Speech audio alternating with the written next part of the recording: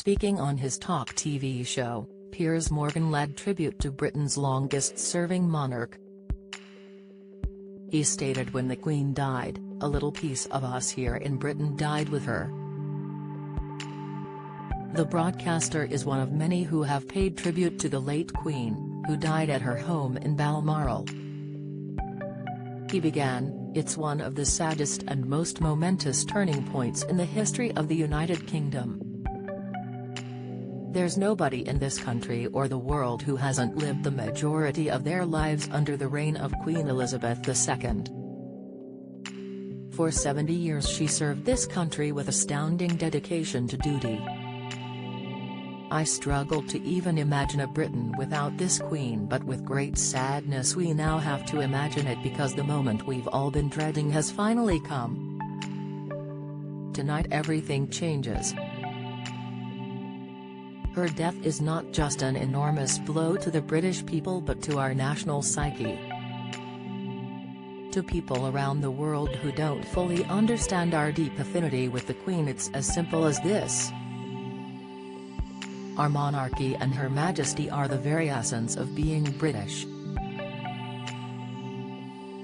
As Abraham Lincoln, the Constitution and apple pie are to America, so the royal family is to Britain. More than an institution, it's an identity, it's who we are. It's the Magna Carta, the Palace of Westminster, the Battle of Waterloo. It's Austen, Dickens, Shakespeare, the Beatles, it's crushing the Nazis, it's Churchill and the Blitz spirit.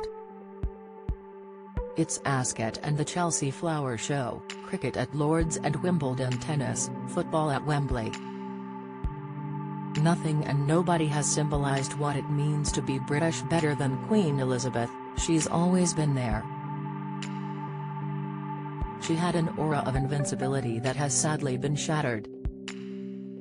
Now we have to learn to live as a country without her.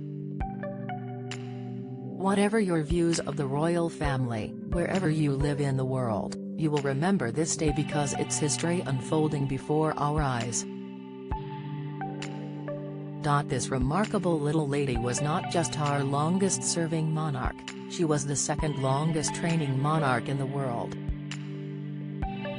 She appointed 15 prime ministers, she met 13 of the last 14 American presidents.